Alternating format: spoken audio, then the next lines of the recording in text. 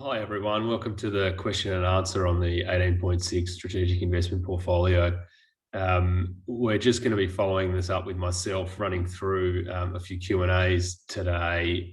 Most of the questions center around a bit of housekeeping, administration issues, not so much the portfolio itself. So I'll have Untitled Phil and Achille at this point. So I've tried to group a few of these questions together, but broadly, I'll just go through one for one, and hopefully it covers off any of the questions that I maybe skipped over a little bit too briefly in the launch video presentation. And I'll get stuck straight in. First question was, if I was to invest 50,000 for a minimum of 5 years, what might this look like in 5 years' time? That's in, I guess, that question centering around performance. I guess, importantly, we don't have a long-term track record to be able to lean on. Not that track records, are any indication of future performance, but what I can say is a portfolio aims to outperform the MSCI World Index. If you want to pull up Google and go and have a look, that index has returned about 8.5% since end of 87, early 88 per annum, and about 10.5% over the last 10 years. So, the reality is we would like to be in excess of that. That's just the benchmark that we sort of mark ourselves against. Next question, do I need to invest now, or can I wait and still access the managed portfolio in, say, 6 months' time? That's been asked a fair bit, actually, that question, I think, around a few people around timing of when they want to put their money in, which I guess ties in with a few views on where markets are at this point. The portfolio isn't closing. You don't need to invest funds today. It is available today, but it'll be just as available in 6 months' time. So many investors at this stage have indicated that they're going to get set up now, and on the basis that they can invest as soon as they're ready in the future, and/or they may stage in at a time. So they may start with 50,000 now and then add, I guess, subject to comfort with the portfolio and markets themselves.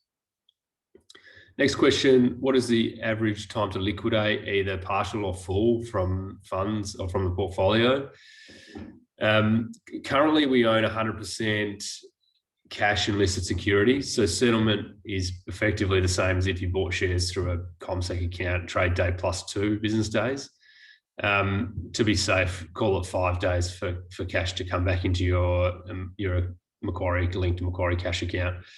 Now, Macquarie only release funds from the SMA or the managed portfolio once every single asset in the portfolio has been liquidated and settled. So if in the future we were to add a managed fund that redeemed once a week, it would actually push out that settlement time to effectively a week, or at least 5 days from the redemption day. So I guess what I'm saying is, in the future, potentially that return of cash could push out, but we're pretty cognizant of liquidity and want to keep it, investors' access to liquidity very high. And at this point, we're 100% in tradable securities and cash. Next question, I unfortunately have not got the $50,000 minimum in cash. Are there any other alternative ways I can get involved? Unfortunately, not at this stage. We have had some good interest from overseas investors. Macquarie doesn't allow opening accounts for non-Australian New Zealand citizens. So at this point, we're still trying to find a solution for that problem, and potentially that may open the door for below $50,000 investments, but at this stage, no.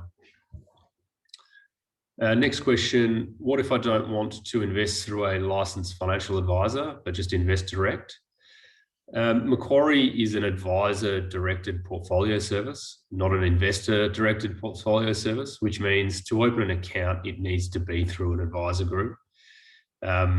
So unfortunately, you do require to have an advisor to at least facilitate the onboarding. Currently, no other way to access the portfolio. Next question was around the Macquarie platforms themselves. Can you please explain the difference between the two Macquarie platforms that the portfolio is available through? Look, the main difference, well, the two Macquarie platforms are Macquarie Manager 2 and Macquarie Consolidator 2. The main difference between the two platforms effectively is how each wrap or each platform calculates administration costs. Macquarie Manager 2 tends to be more suitable for account balances under 1.5 million, where they're only holding one or a few individual investments.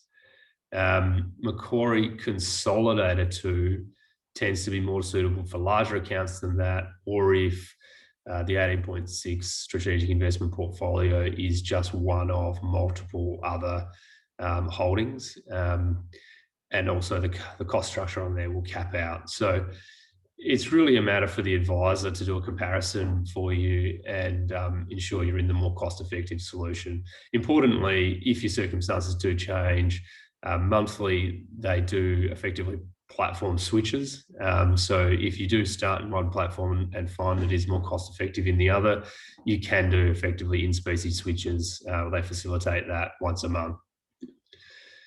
Next question, can you confirm my wife and I would be able to contribute to our super into this investment? Yeah, look, both Macquarie platforms have an investment option and a super plus or pension option, which means that just like if you were setting up an investment account directly for yourself, you can set up a superannuation account for yourself and use the portfolio on Macquarie platform to invest in some or all of your super. Importantly, Macquarie provides the trustee services exactly like your industry fund does on your superannuation assets. The main difference being Macquarie has a significantly broader range of investment options, and obviously the 18.6 strategic investment portfolio is one of those.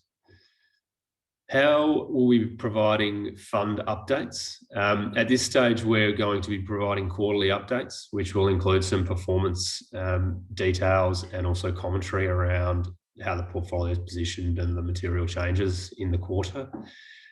We do have consideration that if a significant event occurs or there's significant change in the portfolio, we may do a flash note. But at this point, we don't envisage to be putting out anything more frequent than that. You can obviously see your portfolio at any point in time on the Macquarie platform, which you can access via a web browser and or your mobile, like an app on your mobile phone. But in terms of communications from us, it's really the quarterlies at this point, and with the idea that we may send out a flash note if something material happens. Next question, what is the current overall investment allocation to US and UK assets? On the understanding that will change, but they're just interested in the current allocations. At this point, we have about a 15% exposure to US assets via shares, property and cash, a bit of a mix of all three there, and negligible UK exposure at this time. I suspect the UK exposure will be something that is built on in the future, but at this point, in fact, we've been talking about it in the last week or so. At this point, there is zero or a very limited amount through a couple of the international ETFs we have. Next question, what is the current, that is the last question. So at this point in time, that's actually the crux of the questions that have come through. There's been a few questions on it at an individual level, but broadly speaking, they are the common and popular ones. Absolutely love it if there was any questions around the portfolio, how the portfolio is positioned. We may look to do another follow-up Q&A around that in the future, potentially linked with a quarterly. If there's any questions on what we're doing and why, that'd be, absolutely, we'd love to talk to those potentially as a collective with all the investment committee members. Thank you very much. Appreciate some of those questions were potentially not all that exciting, talking about the platform itself, and I guess what we'd call housekeeping, but they're other than the portfolio and positioning, but I guess they're the questions that have come through. So hopefully we've answered those in an appropriate way. As always, please contact your financial advisor for any personal advice and recommendations around entering the portfolio available in Macquarie. Thanks very much.